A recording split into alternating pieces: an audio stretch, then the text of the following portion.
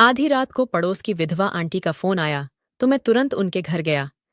मैंने जैसे ही डोरबेल बजाई, उन्होंने तुरंत दरवाज़ा खोला, पर उन्हें देखकर मैं हैरान रह गया, क्योंकि उन्होंने उस समय एक बेहद बोल्ड नाइटी पहनी हुई थी। मैं डरता हुआ अंदर गया और सोफे पर जाकर बैठ गया। गर्मी का समय था, इसलिए मेरी थकान मिटाने के लिए उन्होंने मुझे आइस ड्रिंक ऑफर की, जिसे पीने के बाद मुझे कुछ होने लगा। मैं अपने हथियार को सख्त होता हुआ महसूस कर पा रहा था। अचानक से उन्होंने उस पर हाथ फेरना शुरू कर दिया। आखिर मैं भी एक मर्द हूं। मैं भी कब तक रुकता, और फिर वही हुआ जो नहीं होना चाहिए था। मैंने उनकी बंजर जमीन पर। हेलो दोस्तों, आज की इस रोमांचक कहानी में आप सभी का स्वागत है। आज मैं आपको अपनी जिंदगी की एक सच्ची घटना के बारे में बताने जा रहा हूं। जब मैं कॉलेज में था तो मेरे पड़ोस में एक आंटी जी रहती थीं, जो कि एक विधवा थीं। उनके पति की मौत एक एक्सीडेंट में हो गई थी। उनकी एक बेटी थी, जिसका नाम काव्या था। वो अपनी बेटी काव्या के साथ अकेली रहती थीं।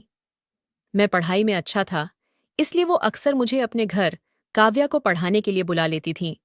काव्या 10वीं में पढ़ती थी, पर उसका शरीर किसी 25 साल की लड़की की तरह था। वो दिखने में बहुत ही खूबसूरत थी, और मेरी नज़र हमेशा उसी पर टिकी रहती थी।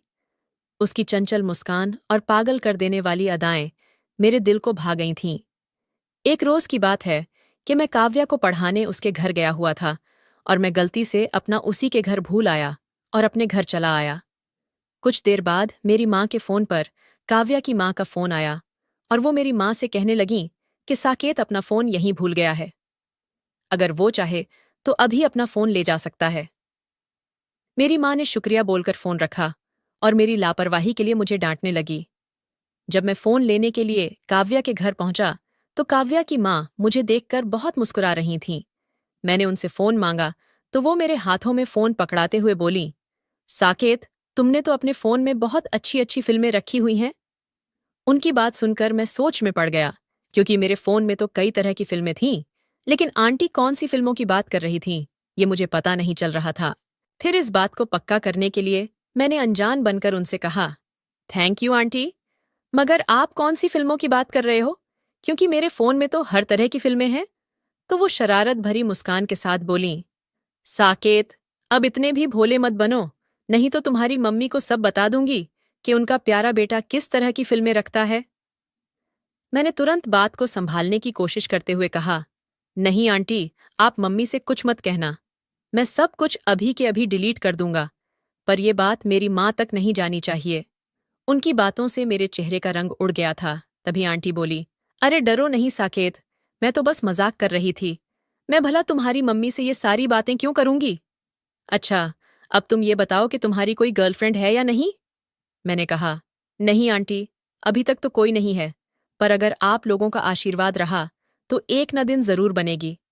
मेरी बात सुनकर वो हंसने लगीं और बोलीं, अगर कभी जरूरत पड़े तो मुझे जरूर याद कर लेना, हम अच्छे दोस्त तो बन ही सकते हैं। मैंने कहा, हाँ हाँ, क्यों नहीं आंटी, और अब आप मुझे मेरा मोबाइल दे दो, क्योंकि काफी देर हो चुकी है। अब मुझे भी चलना चाहिए। वो मेरे हाथों में फोन पकड़ाते हुए बोलीं, साकेत, अपने फोन में लॉक लगाकर रखा करो, वरना मेरी तरह हर किसी को पता चल जाएगा कि तुम अपने फोन में क्या रखते हो। मैंने कहा, ठीक है आंटी, और फिर मैं अपना फोन लेकर घर आ गया। रात का खाना खाने के बाद मैं सोने की कोशिश करने लगा, पर मुझे नींद नहीं आ रही थी, क्योंकि मेरे दिमाग में आंटी की बातें ही घूम रही थीं। उस दिन के बाद से आंटी ने मुझे घूरना शुरू कर दिया था। कभी छत पर तो कभी गली में, कभी अपने घर बहाने से बुलाती और मुझे छूने की कोशिश करती थीं। ऐसे ही एक दिन जब मैं शाम को उनके घर ट्यूशन देने गया तो मैंने देखा कि आंटी घर पर अकेली हैं। मैंने आंटी से पूछा, काव्या घर पर नहीं है क्या। आंटी बोली, वो अपने मामा के घर चली गई है। मैंने हैरानी से पूछा, कब आंटी। तो वो बोली कि वो आज सुबह ही तो निकली है। कल रात उसके मामा हमारे यहाँ आए थे, फिर उसका भी जाने का मन कर गया, तो मैंने उसे कुछ दिनों के लिए भेज दिया। मैंने कहा, ठीक है आंटी, जब वो है ही नहीं तो फिर मैं भी चलता हूँ। वो बोली, बेटा, अब आ ही गए हो तो मेरे हाथ की एक कप गर्मा गर्म चाय पीकर जाओ। मैं मना कर रहा था, पर वो जबरदस्ती मुझे बिठाकर चाय बनाने चली गईं और मैं टीवी देखने लगा।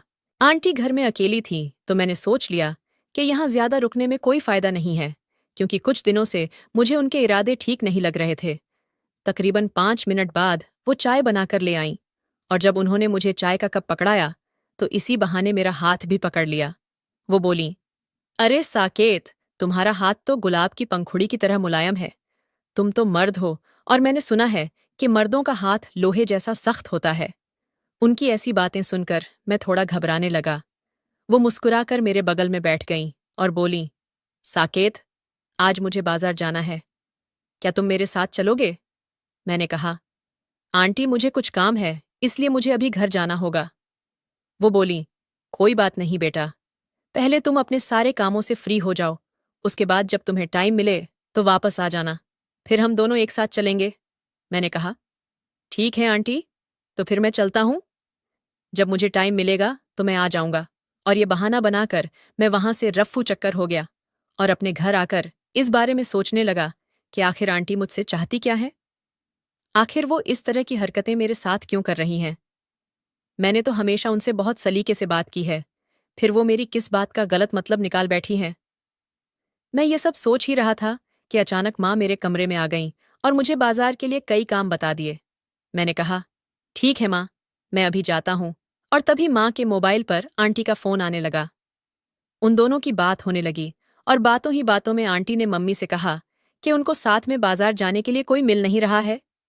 तो इतने में माँ बोली, अरे साकेत तो जा रहा है ना, तुम उसके साथ चली जाओ, और वैसे भी वो बाइक से जा रहा है तो तुम दोनों को ज्यादा टाइम भी नहीं लगेगा। मैं आंटी के साथ नहीं जाना चाहता था, लेकिन माँ के कहने पर मुझे मजबूरन जाना पड़ा। वो बाहर खड़ी होकर मुझे देख मुस्कुरा रही थी और मैं भी उन्हें देखकर झूठी हंसी हंसने लगा। मैंने बाइक स्टार्ट की और आंटी मेरे पीछे बैठ गई। जैसे ही बाइक घर से थोड़ा दूर पहुंची तो आंटी मुझसे चिपकने की कोशिश करने लगी। मैंने बोला, आंटी, आप ठीक से बैठो ना, ऐसे तो हम दोनों ही गिर जाएंगे। वो बोली, साकेत, मुझे बाइक पर बहुत डर लगता है, इसलिए तुम्हें कसकर पकड़ रखा है। उनकी बात सुनकर मैं खामोश हो गया। पूरे रास्ते वो मुझसे इसी तरह चिपक कर बैठी रही, लेकिन मैं कर भी क्या सकता था। थोड़ी ही देर में हम मार्केट पहुंच गए।